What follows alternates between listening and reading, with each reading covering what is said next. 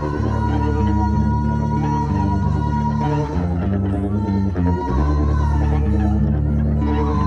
écoutez Radio Ma'arif.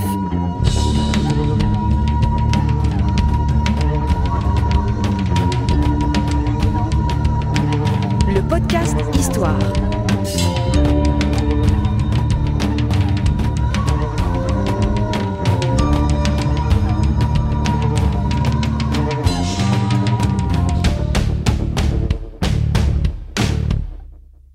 Le podcast Histoire est produit avec le soutien de Maroc Télécom. Bienvenue les amis dans un nouveau podcast Histoire de Radio Ma'arif. Nous sommes dans les locaux de l'INSAP avec le professeur Abdeljelil Bouzouguel, que vous connaissez, spécialiste de la préhistoire.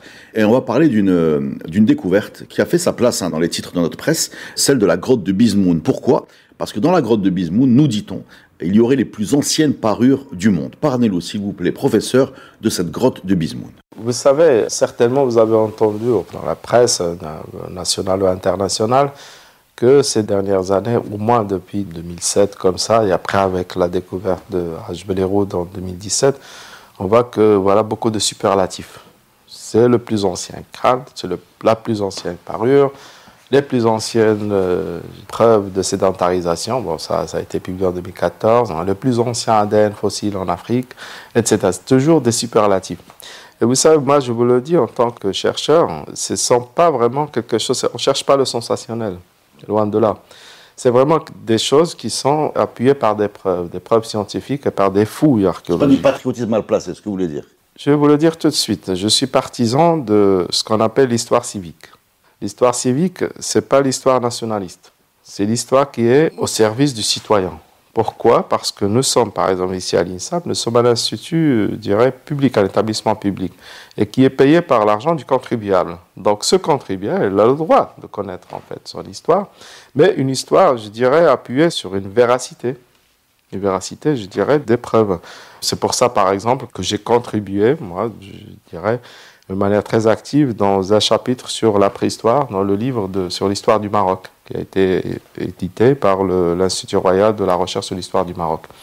Ce sont, je pense, des initiatives qu'il faut encourager, multiplier, parce que c'est important pour le citoyen, pour qu'il ne soit pas perdu, pour qu'on sache qui sommes-nous, qu'est-ce qu'on a réalisé et qu'est-ce qu'on peut encore faire pour l'humanité. On a été influencé par l'humanité, mais je pense qu'on l'a influencé aussi.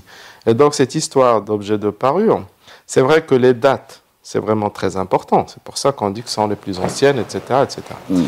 C'est très important pour dire que ce sont les débuts, les origines. Parce que vous savez, pour certaines innovations, comme par exemple les objets de parure, ou bien la sédentarisation, il y a toujours moi je le dis, peut-être qu'il y a d'autres collègues qui vont me contredire pour me dire, parce que peut-être ils n'adoptent pas la même approche. Mais pour moi, les innovations, elles ont toujours une origine. Et après, il y aurait diffusion. Et donc les objets de parure font partie. Je vais vous expliquer pourquoi.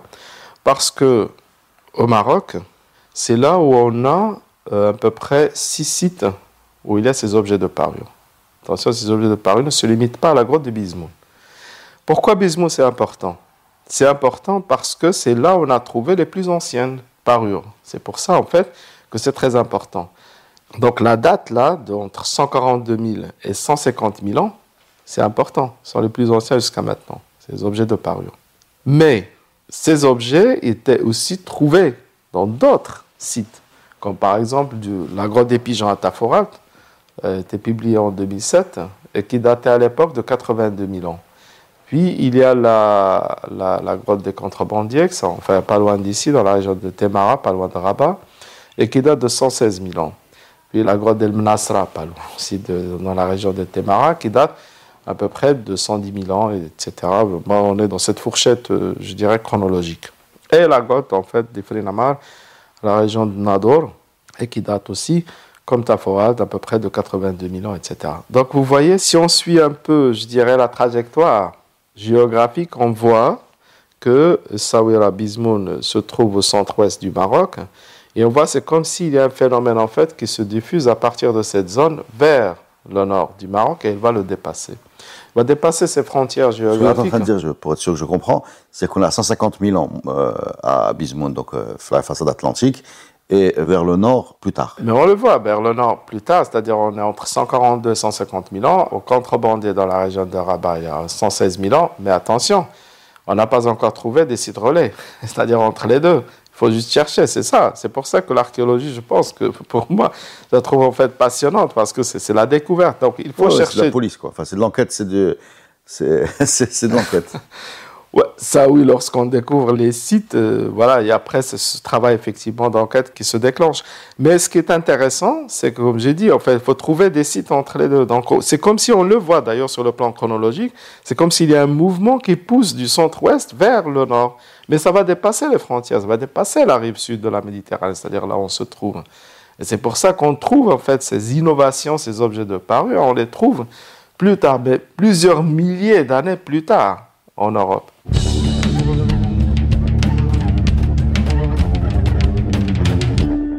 Alors, est-ce qu'on peut décrire un peu ces objets déjà? Alors, ils sont rouges, ils ont été peints en rouge. Peint, je ne sais pas. Bon, je dois être vraiment très prudent avec les termes. Peint, je ne sais pas, mais certainement faisant appliquer de l'ocre rouge.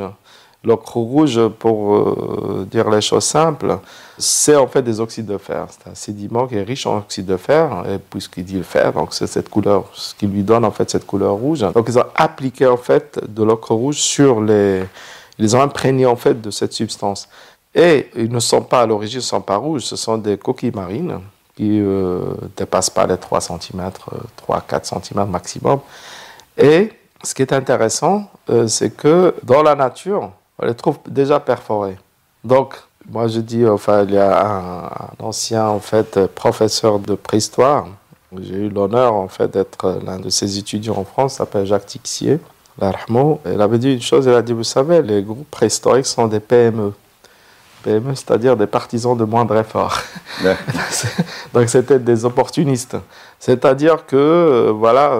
c'est le coquillage déjà troué, c'est lui qu'on va... Voilà, donc on ramasse en premier, c'est-à-dire, voilà, mais ils ont aussi ramassé d'autres coquillages qui n'étaient pas perforés. Qu'ils ont perforés. Qu'ils ont perforés plus tard dans la grotte. Et même les coquilles qui étaient déjà perforées, naturellement, ils ont transformé la perforation. C'est là l'intérêt de la découverte de Bismuth. Parce que ça, c'est quelque chose qu'on n'a pas vu ailleurs. Donc c'est un travail de précision, vous voulez dire? Qui a besoin d'outils déjà, non? Toute perforation a besoin d'outils, en fait, sur ces coquilles. Et donc là, il y a un travail qu'on appelle, en fait, un aspect de, pour ne pas dire une science, mais un aspect, je dirais, de l'archéologie qu'on appelle l'archéologie expérimentale. L'archéologie expérimentale, c'est quoi? C'est lorsqu'on reproduit aujourd'hui plus ou moins à l'identique des pratiques, des savoir-faire, des techniques, etc. Et donc on l'a appliqué aussi pour ces coquilles. Donc ce qu'on a fait, les coquilles maintenant, ils n'existent plus sur nos plages. Ils n'existent plus, ils ont disparu, sauf à l'état fossile maintenant.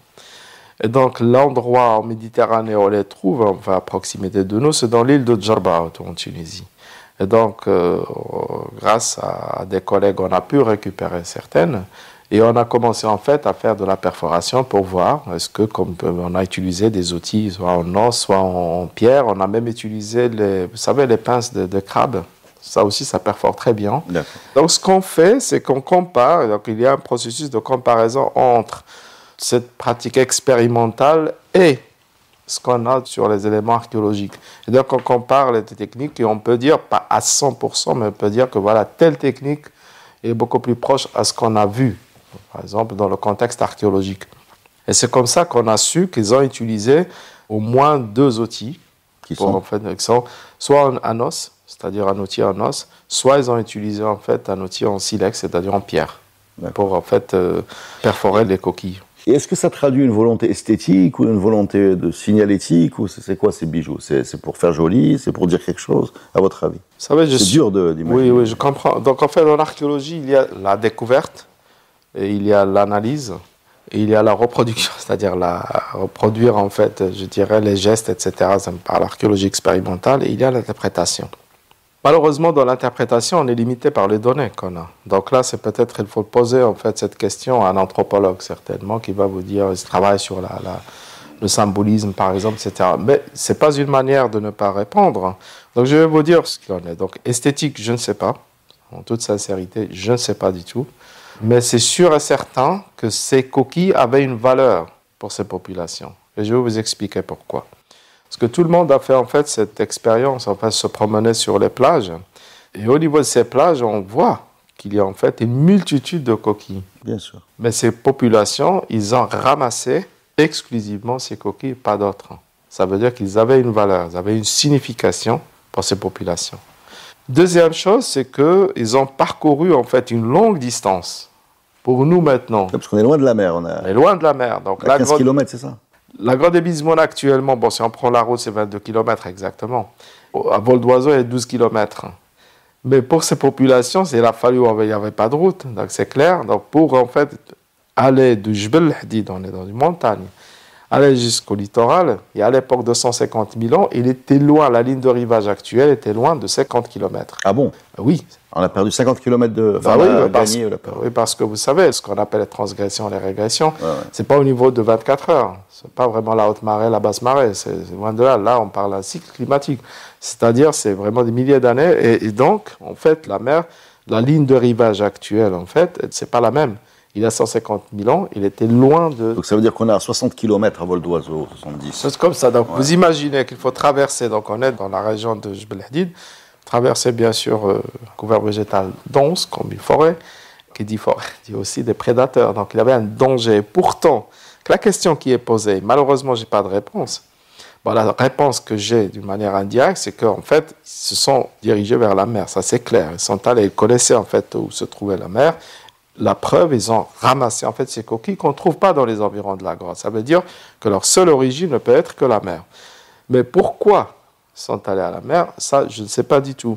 Pourquoi toute cette peine? Pourquoi tout, en fait, je dirais, cet effort pour aller toutes ces distances, parcourir ces distances de 60 km pour aller collecter, ramasser en fait une espèce et pas d'autre, la ramener dans la grotte, la perforer, l'imprégner d'ocre rouge, la porter, c'est sûr qu'elle avait une importance au niveau Donc, et cette importance, donc pour répondre peut-être à vous donner quand même un peu d'interprétation, ce que je peux dire, qu'il y a 150 000 ans, et là encore je persiste signe jusqu'à preuve du contraire, c'est la première fois qu'Homo sapiens a transformé son corps en support.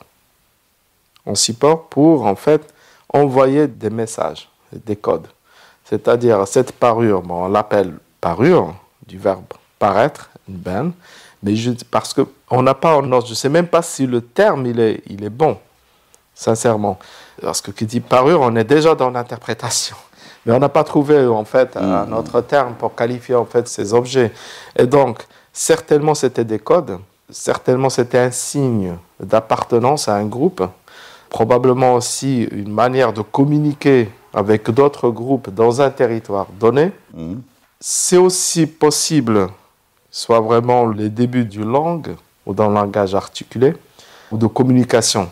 C'est beaucoup plus prudent, de communication. Communication peut-être non verbale à travers les coquilles. Vous voyez que j'hésite encore, parce qu'en fait, c'est très... ce sont les limites, je dirais, de l'archéologie. Non verbale à travers les coquilles, mais ça pourrait aussi être une communication verbale. Et je vais vous dire pourquoi. Parce que parcourir une telle distance, ramasser un type de coquille, les perforer, l'imprégner d'ocre rouge, pas une autre couleur, et on sait dans la nature il y a d'autres ocres, l'ocre rouge, noir et jaune, mais ils ont toujours choisi le rouge, dans tous les sites que j'ai cités. Ça veut dire que ces populations, parce que c'est en quelque sorte, vous parlerez peut-être à un anthropologue, il va vous dire que c'est du symbolisme. Ça veut dire que les symboles ne peuvent se transmettre qu'à travers une langue. Pour, par exemple, si vous avez eu l'occasion de parler avec d'autres collègues, qui vous ont certainement expliqué comment les humains, ils ont, je ne sais pas, fabriqué leurs outils, etc. Pour fabriquer un outil en pierre, on n'a pas besoin de parler, inutile. Il suffit juste d'imiter. Regardez ce que vous faites, et je peux reproduire les mêmes gestes, et c'est bon. Mais, si je porte une coquille perforée, imprégnée d'ocre, je dois expliquer pourquoi cette coquille, pourquoi le rouge, et quelle est sa signification. J'ai besoin de paroles.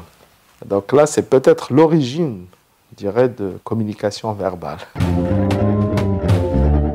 C'est très dur d'imaginer. Ce qui est clair, c'est que pour nous qui sommes loin du sujet, imaginez ces gens à 150 000 ans dans des conditions un peu difficiles, climatiques, etc., de niveau de danger qui est supérieur, les imaginer prendre du temps pour mettre de la teinture rouge sur des coquillages qui viennent de 60 km à pied, les percer, etc., en fait, pour moi, ça leur donne une humanité et une proximité, c'est-à-dire qu'il faut du temps libre, il faut un sens peut-être de l'esthétique, ou j'en sais rien. En tout cas, moi, j'aime les imaginer comme ça. C'est comme moi. Je ne suis pas scientifique, hein, juste, Non, je comprends. j'ai juste fait un podcast.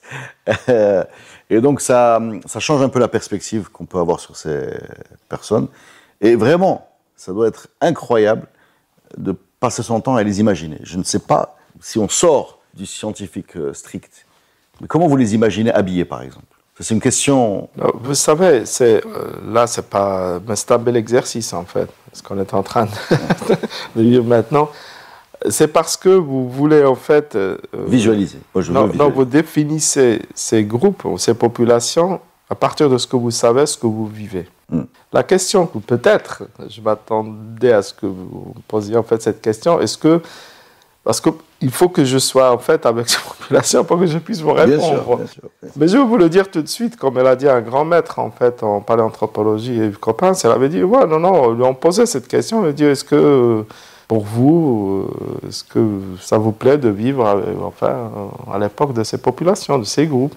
Sa réponse était vraiment très claire et directe. Elle a dit non. Moi, je suis de son avis. Oui, bien sûr, parce que je ne peux pas survivre 5 minutes. Alors qu'ils ont tous les savoir-faire, toutes les compétences, tous les skills, en fait, pour qu'ils puissent vivre dans un environnement... Dans leur environnement. Que nous, on imagine qu'il était dur, alors que ce n'est pas vrai. Et je vais vous dire pourquoi. Ils étaient d'abord mieux nourris que nous. Ils avaient accès, en fait, à un gibier. Ils ont prélevé dans la nature, mais d'une manière très raisonnée, très raisonnable. Ils ont varié leur régime alimentaire. Ils ne mangeaient pas uniquement que de la viande, ça maintenant on le sait, à travers ce qu'on appelle les isotopes stables, c'est-à-dire carbone et azote, dans les ossements. C'est-à-dire enfin, tout ce qu'on boit, tout ce qu'on mange est inscrit dans nos os. D'accord. Et donc à partir en fait, d'une autre... Vous êtes capable de resituer leur régime, quoi. Par la biochimie, c'est-à-dire une autre science qui nous aide, qui aide l'archéologie en fait, à reconstituer le régime alimentaire. Et aussi, il faut dire une chose, ils ont un grand pouvoir d'adaptation à leur environnement. C'est pour ça c'est-à-dire qu'ils étaient là. Ces objets de parure, on les a enregistrés à 150 000 ans, mais il ne faut pas en fait se concentrer uniquement sur cet âge.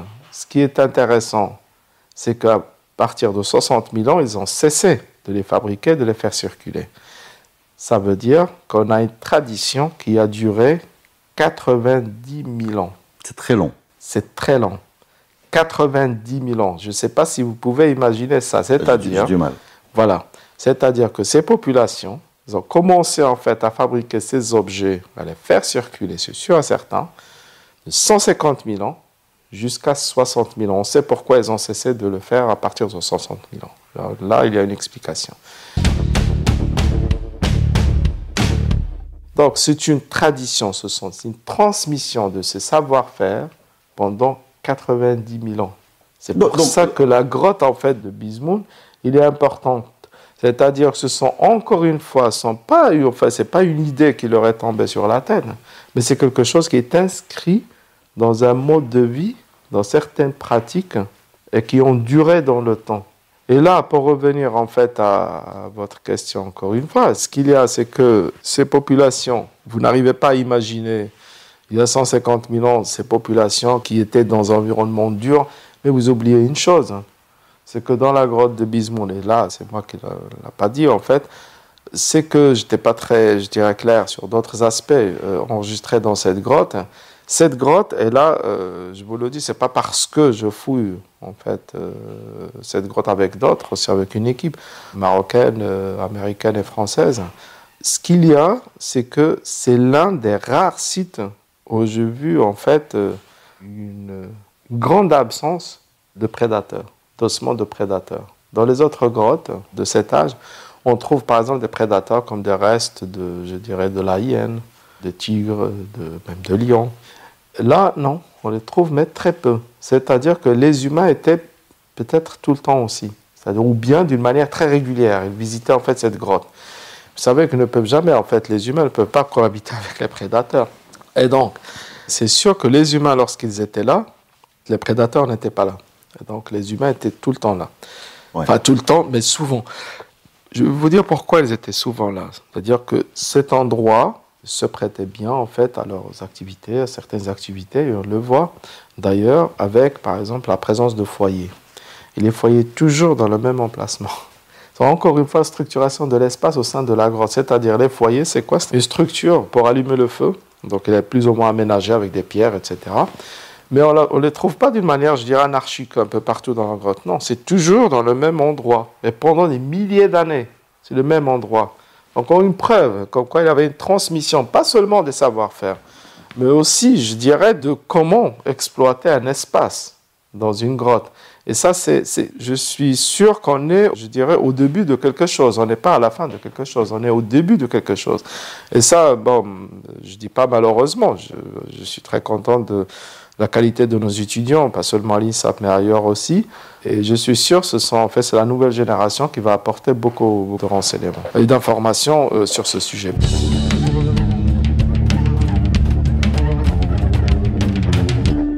Pourquoi ils ont arrêté à 60 000 ans? Ils ont arrêté à 60 000 ans parce qu'à 60 000 ans, il y a un grand changement climatique. Et ce changement climatique correspond en fait à une aridité. Et cette aridité du climat a affecté, je dirais, les environnements, a affecté aussi qui dit les environnements, donc le couvert végétal, le gibier, etc. Et donc, ces zones, en fait, qui sont, je dirais, en basse altitude, parce que là, on est pour la grotte, ne dépasse pas les 200 mètres au-dessus de 0 de la mer. Donc, ces groupes humains, en fait, ils ont connu une nouvelle, je dirais, distribution. C'est une redistribution. Et on les trouve dans des zones de refuge. C'est pour ça qu'on fouille un peu partout. Mais ce n'est pas parce qu'on veut vraiment fouiller partout, c'est peut-être loin de là. Mais je dirais ces groupes humains, ils avaient certainement des relations entre eux. Et on le voit par exemple, là Taforalt nous ramène. Vous voyez, donc on part du centre-ouest vers le nord-est. Et là Taforalt, donc on est à 200 au moins, à 720 à Taforalt. Donc c'est une zone de refuge, soit dans la zone du Rafas, donc aussi à l'est de Oujda, et on trouve en fait une autre grotte qui s'appelle la grotte du Rafas. Et cette grotte du Rafas, elle est à 900 mètres. Donc les zones d'altitude sont devenues des zones de refuge. Et si on prend l'exemple de la grotte des pigeons à Taforalt, on n'a pas cette interruption nette de la présence humaine à partir de 60 000 ans. C'est-à-dire qu'il y a une continuité. Et c'est le seul site d'ailleurs au Maroc jusqu'à maintenant. C'est sûr que c'est une question juste de recherche. Donc c'est le seul site au Maroc où on enregistre une phase qu'on appelle la phase de transition. C'est-à-dire qu'il n'y a pas une interruption. C'est pour cette raison que je le répète, et encore une fois je persiste et signe, je ne le dis pas par chauvinisme, je le dis parce que c'est appuyé scientifiquement et par les preuves archéologiques. C'est l'un des rares endroits au monde où on a cette continuité de présence humaine depuis au moins 1,3 million jusqu'à maintenant. C'est très rare, en fait, des zones géographiques comme ça, on enregistre en fait cette continuité, cette présence humaine sans interruption. C'est-à-dire que si on regarde tous ces sites, on les met, je dirais, ensemble, on peut reconstituer en fait cette histoire. C'est-à-dire ce qui nous manque à Bismoun, c'est Taforalt qui va nous le compléter. Ce qui nous manque à Taforalt, c'est le Rafas. Ce qui nous manque au Rafas, c'est Jbel-Eroud. Ce qui nous manque au Jbel-Eroud, donc c'est un autre site. Donc c'est un travail certain pour la nouvelle génération. C'est un grand travail de synthèse, un grand travail en fait de recherche et de synthèse qu'ils vont pouvoir faire, et on va les accompagner jusqu'à un certain temps. Et après, bien sûr, il faut passer la main, et je pense qu'ils le font d'une manière vraiment très brillante. Au moment où je vous parle, il y a une équipe à Taforalt, il y a une équipe aussi, des équipes ailleurs, en fait, au Maroc, qui travaillent, et là, je parle, puisqu'on parle de Taforalt, je parle de Taforalt, donc il y a en fait de jeunes qui travaillent avec leurs camarades d'Oxford, de Yale, etc., et qui viennent fouiller ici, au Maroc. Et là, je le dis encore une fois, pas par chauvinisme, mais je dis, mes collègues en fait, d'Oxford, par exemple, m'ont dit qu'ils sont vraiment très impressionnés. Ça fait 20 ans qu'on travaille avec l'université d'Oxford. Ils ont pu suivre la trajectoire de nos formations. Et là, ils disent vraiment que vous n'avez rien à envier aux autres. Eh ben, c'est une grande interview, grande performance, hein, beaucoup de chocs, beaucoup de révélations qui commencent. Alors, vous n'avez pas utilisé le mot, c'est moi qui vais l'utiliser.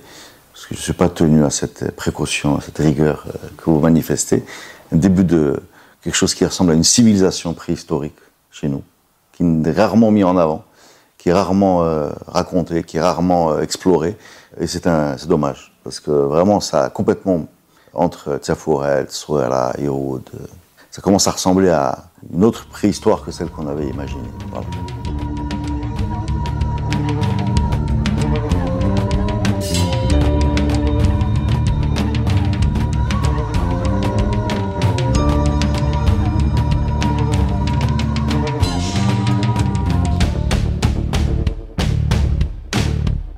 Le podcast Histoire est produit avec le soutien de Maroc Télécom.